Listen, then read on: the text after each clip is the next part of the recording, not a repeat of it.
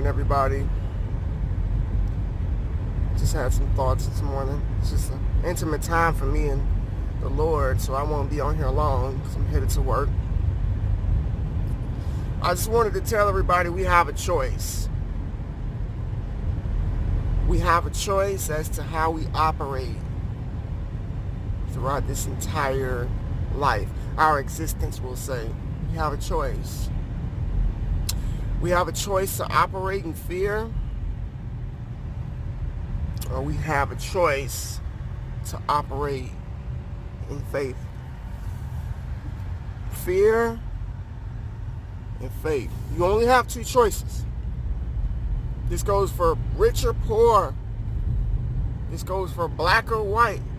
This goes for male or female. You only have one choice in this life as to how you want to operate. What spirit are you operating in? You operating in faith, or you operating in fear? Remember, fear is a liar.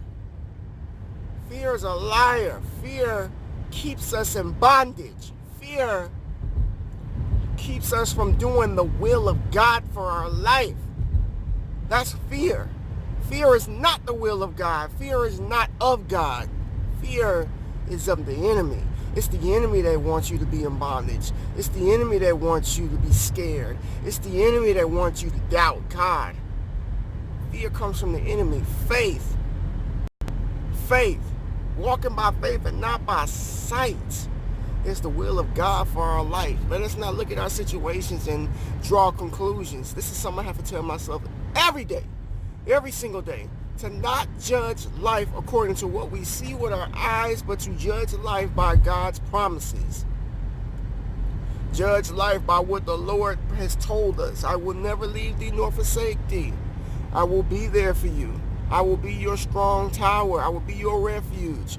God has repeated himself over and over and over in both the Old and the New Testament. And the reason that he repeats himself is because the great I Am knows that repetition is the best teacher, and that us humans are repetitive.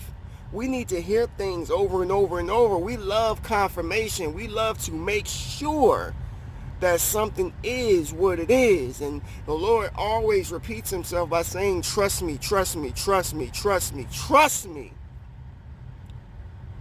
I believe the Lord says trust over 200 plus times throughout the Bible. Probably more. I know no less than that. No less than 200 plus times.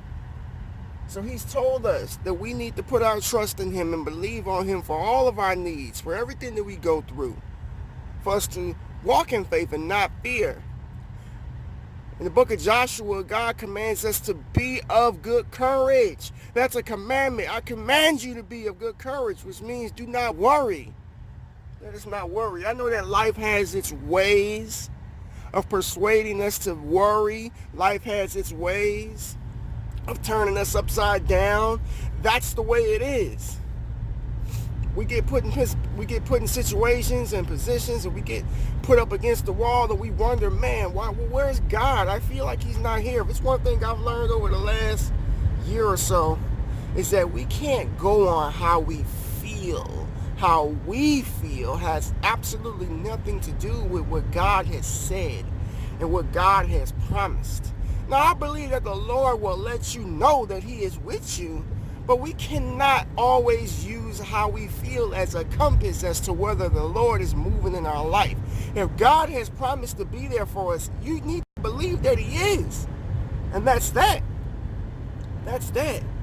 And let's not operate in fear, because when we operate in fear and doubt and worry, we make the Lord out to be a liar. And the Lord is not a liar. He cannot lie. There's no darkness within the Lord. There's no darkness within the Lord. So be encouraged. Let's walk by faith and not by sight. Let's operate in faith and not worry and fear. Don't operate in the devices of the enemy. Operate in the Holy Spirit of God. God bless everybody. I hope you all have a blessed week, rest of the week. Subscribe to the channel if you're new. Have a good one.